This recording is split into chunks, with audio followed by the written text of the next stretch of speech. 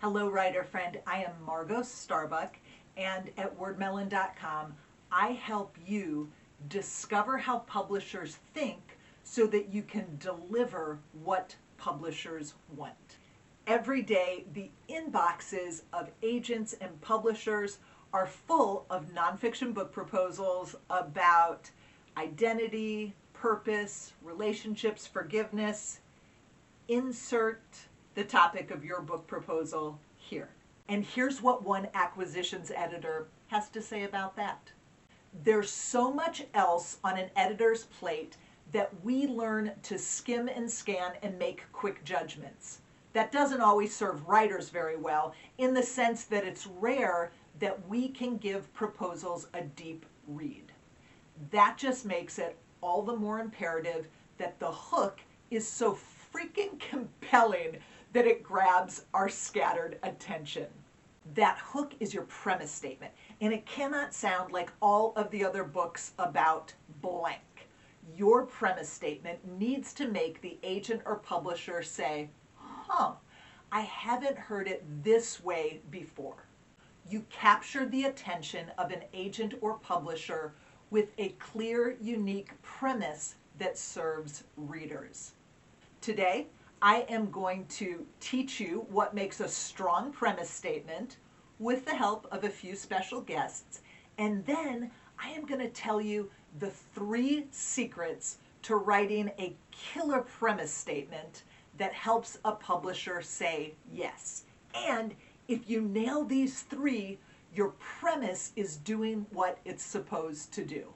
Over a decade ago, I heard editor Stephanie Smith give a talk about writing a strong premise statement. And what she said was a game changer for me. And so I want you to hear from her about what it means to pitch a book that has a unique angle or slant. She says, an angle is simply this. It's a fresh frame for a timeless truth.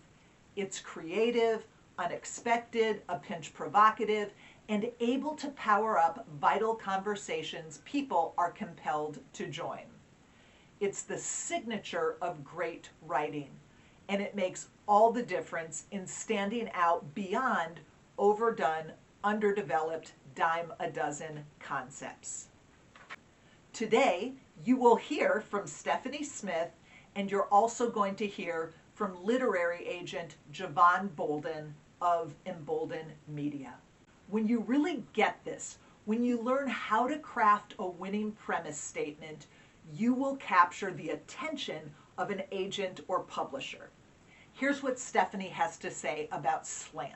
It's the word that I like to use to describe what really every editor is looking for, which is that spark that makes you as a reader do a double take and go, oh, wow, I've not thought of that before, or that's really interesting. There's some neuroscientists that I have talked about. We have dopamine is this chemical in the brain. It's like the happy hormone, and it also functions as the save button in the brain. So when we encounter something new and novel that the brain has not encountered before, we get these little like shots of dopamine going off, which is what we remember. So, that book that you read and that line that just like gutted you, or that, quote that you heard from a speaker, or that meme that somebody posted that you remember the content of which weeks and months and years later, that's the slant at work. This is why your message cannot be what's already been said, what's already been written. God says you are worthy. Prayer changes things. Your life has a purpose. While all of those are true, while all of those are timeless truths, you're not offering something that's fresh, that's new, right? That's making a novel impression on the brain of the reader. The publisher needs to see that you are offering a premise statement that is compelling because it is fresh and it is unique. Jevon Bolden agrees that while there are plenty of books written on these subjects, there actually is a need for writers who can approach them uniquely. I work mostly in the nonfiction Christian space. And most of the time, what I see are people approaching the identity of knowing who you are, being valued and feeling worthy, worth, value, and identity in Christ, or as a person who's been created by God. What is your purpose, kind of thing? Those are topics that are often overdone and not uniquely approached. The ones that actually work, because truthfully, we're always wondering that. We're always looking for that answer. What on earth are we put here for? And what do we do? Why are we here? Who are we?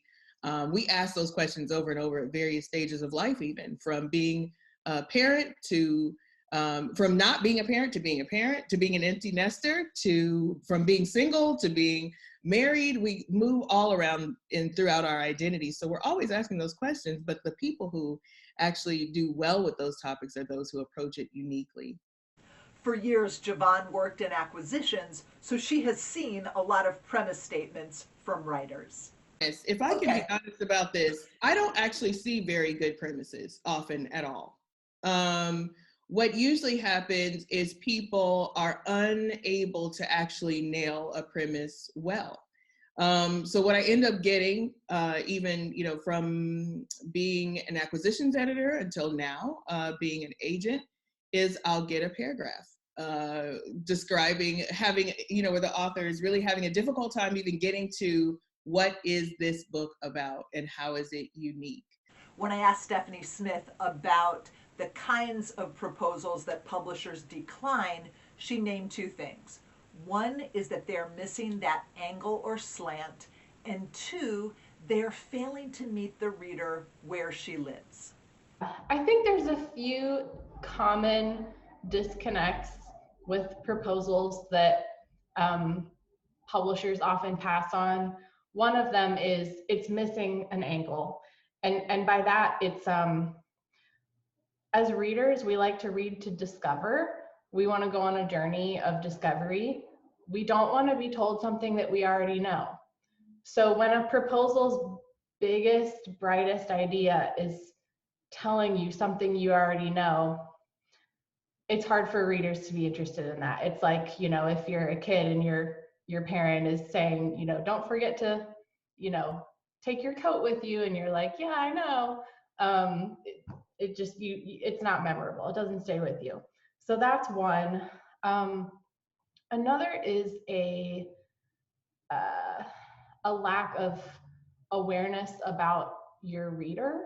So you as a writer might be really, really passionate about your field of experience or knowledge or something you want to explore. But if that's not translating to your reader, then that's going to be a challenge for the creation of a book. So really, and I can tell there's a huge difference between proposals where writers are starting where the reader is and meeting the reader where they are, versus proposals that are making assumptions about the reader being at very different places on the journey where they're not. So there's a little bit of a, are you thinking like a reader as you're writing or not? All right, are you following? A clear, unique premise that meets readers' needs gives the publisher a reason to say yes. Here we are. These are the 3 secrets to delivering a winning premise statement, and if you hit these 3, you have likely nailed it. A compelling premise is simple, clear, and easy to grasp. A compelling premise is saying something fresh and unique. A compelling premise meets the reader's need. Before we unpack these, I'll share the premise from one of my books as an example. I wrote a book on beauty and body image that's called Unsqueezed. The premise of Unsqueezed that sounded fresh to a publisher was this: God made your body to be instrumental, not just ornamental. And something about that made the publisher say, huh, I haven't heard it that way before. Lots of publishers have published books on beauty and body image, including InterVarsity Press that published mine.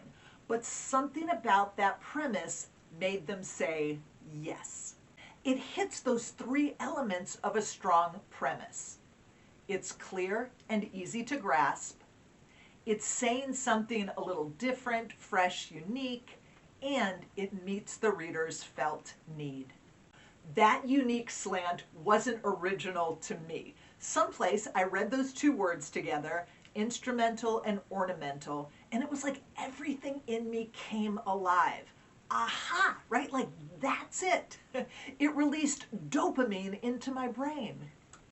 And Stephanie Smith encourages readers to work to find that aha. Read a ton and pay attention. Read in the area in which you want to write and pay attention to what is sparking in other people's writing to see how you can recreate that in your own. And it's just keeping alert and aware to what's an unconventional way of thinking about this. What's a fresh way of thinking about this? Also, a tip is if something is kind of scaring you, like, well, I don't know if I can go there, or I don't know if I can really say that, you should probably go deeper there and see what you find, because if that could be a good and fruitful lead for you.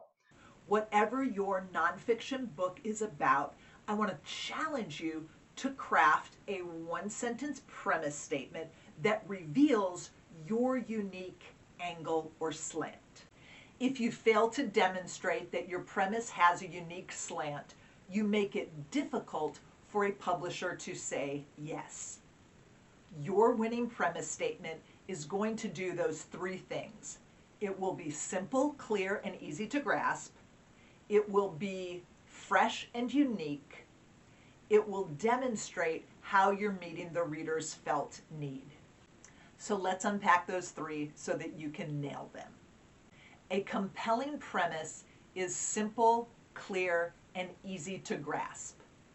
The job of your premise is to clearly and succinctly communicate the unique message of your book.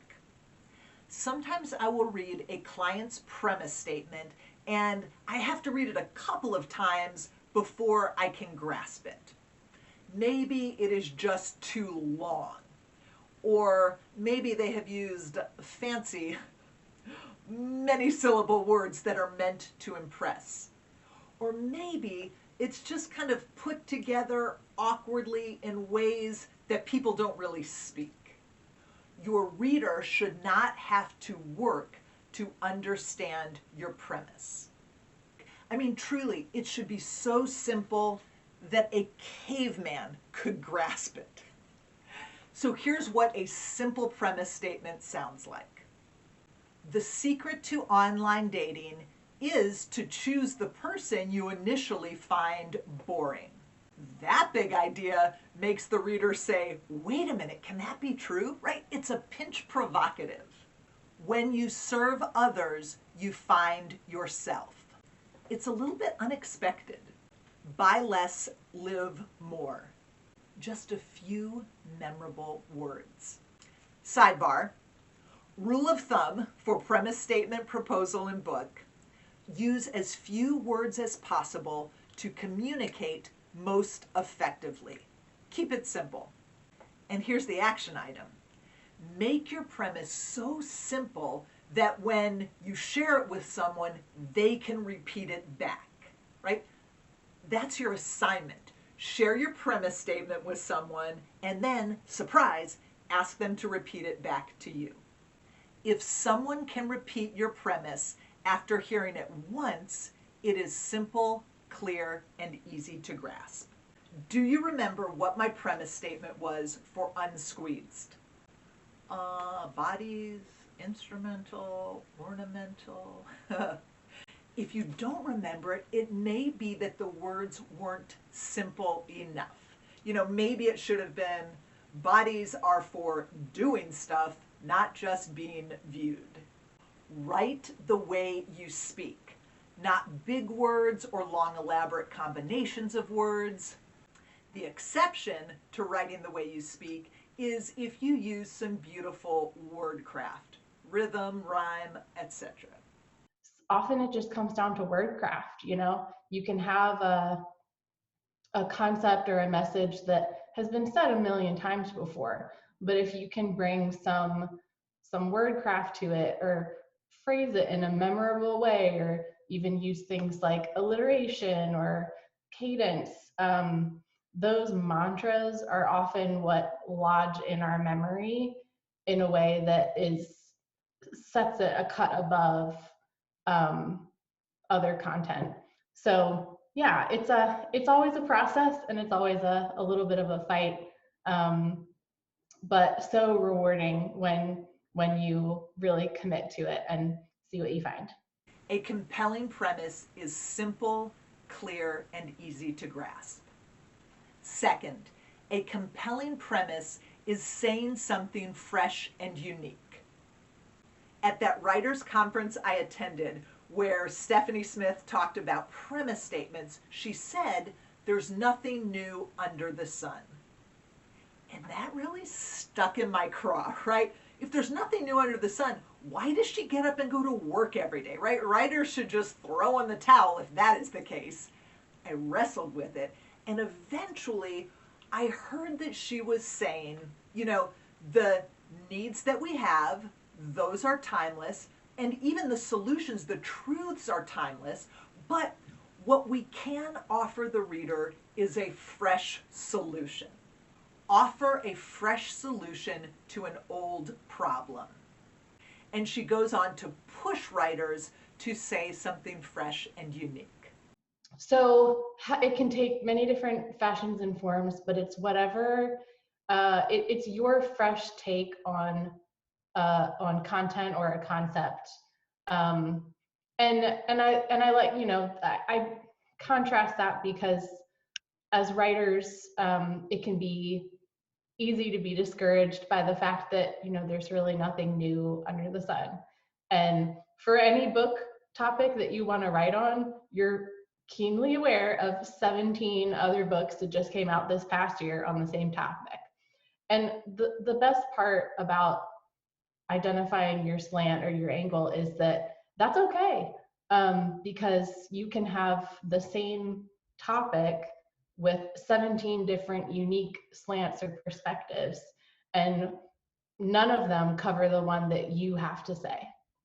So it's something that you discover as a writer. I don't believe it's something you ever wake up with in the middle of the night and have it ready and packaged to go. It's something that you wrangle out and discover, but ultimately it's what gets the reader's attention and is memorable, and they carry with them from there. I'm glad she said that you don't just wake up in the middle of the night and know it, right? You work at it, you massage it, you roll it around, you work hard to make sure that you are saying something unique. Say something that other writers haven't said. One acquisitions editor explains why it is so important to do that work.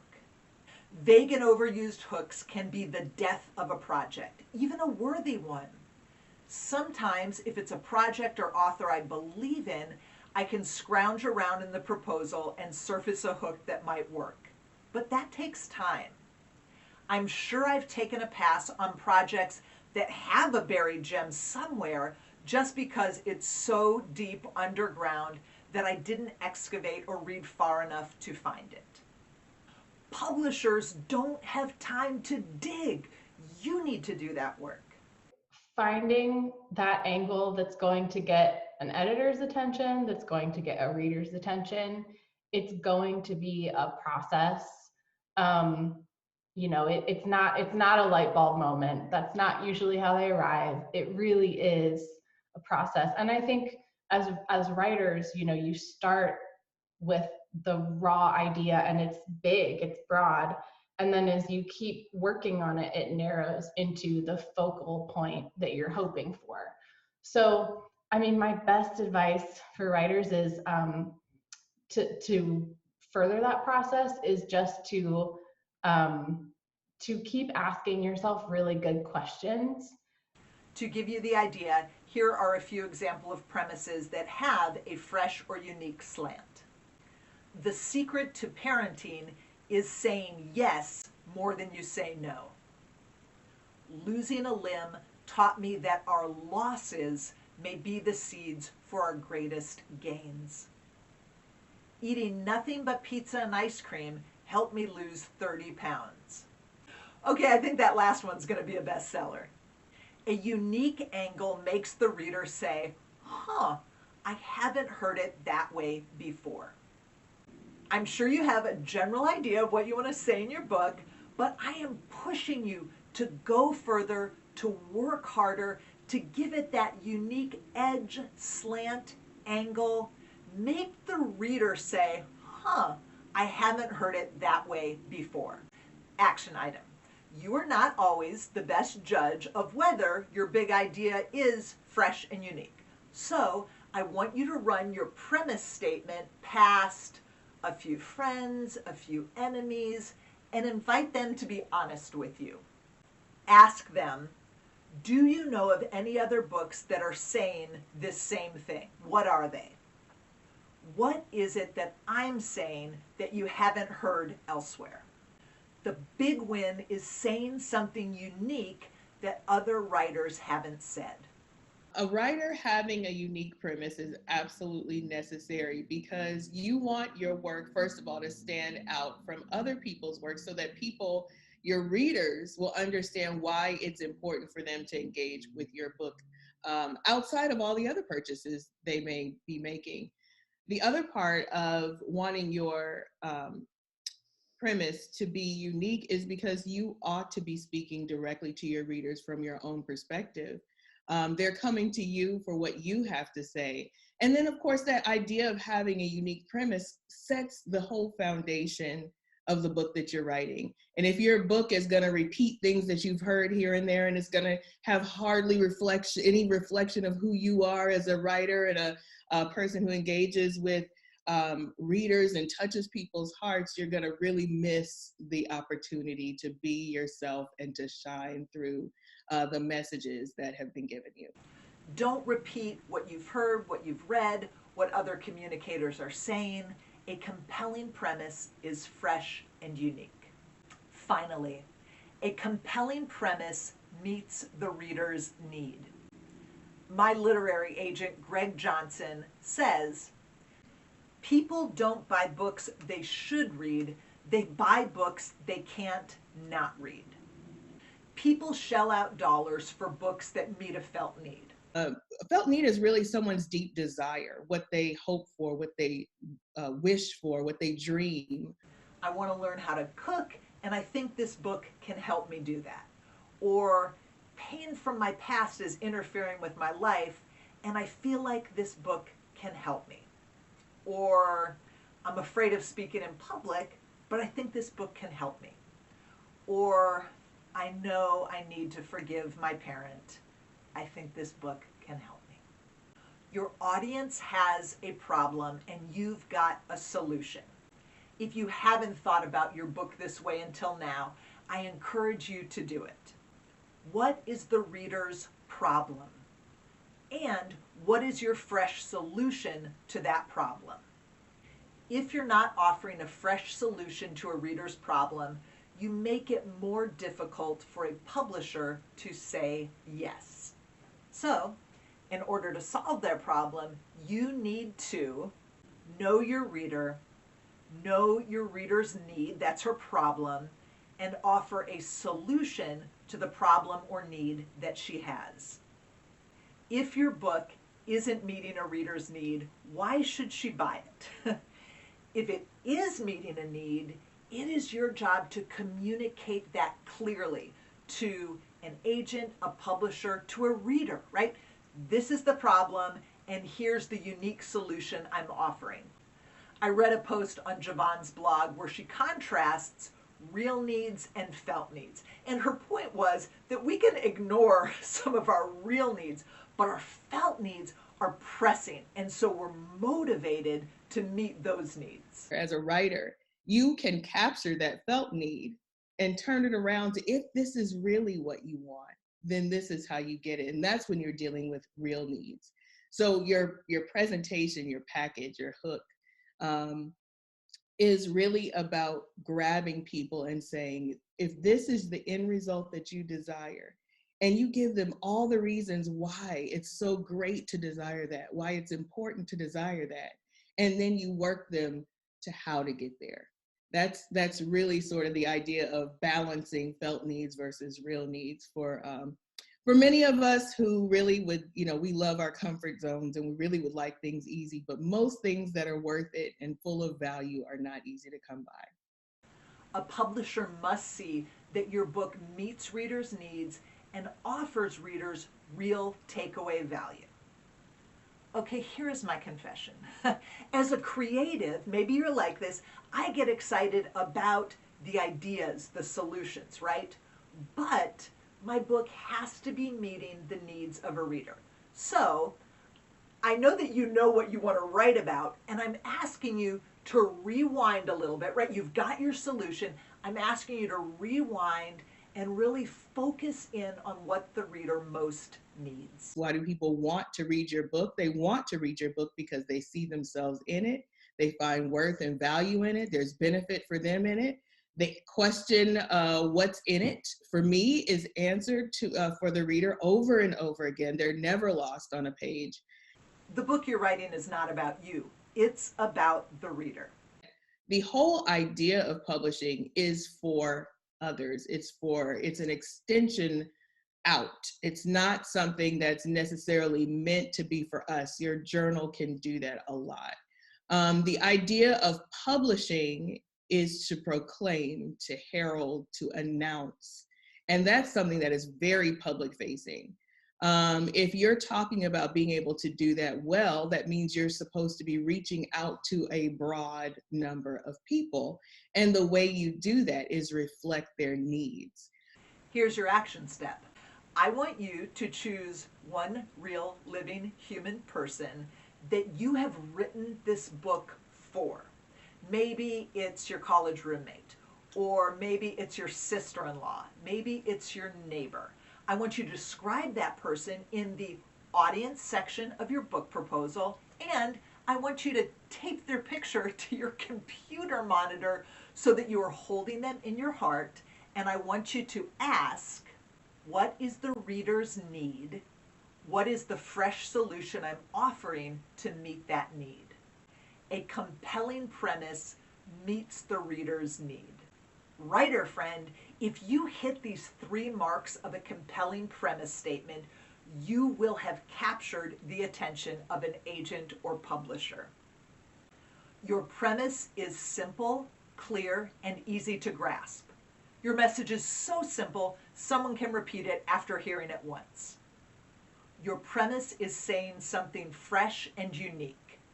You're saying something that other writers haven't said. Your premise meets the reader's need. You're offering a fresh solution to a real felt need the reader has. Nail those 3 to give a publisher every reason to say yes. You still need to demonstrate that you're reaching audiences and that you have strong writing, but you hook a reader, an agent, a publisher. You capture their attention when you offer a strong, compelling premise statement. You got this. To connect with Stephanie, visit her site at slantletter.com and sign up to receive her newsletter. You can find Jevon's e-courses, books, and other resources at jevonbolden.com/shop and her online writers community at numerwriters.com. And sign up for free writing resources at wordmelon.com. You got this.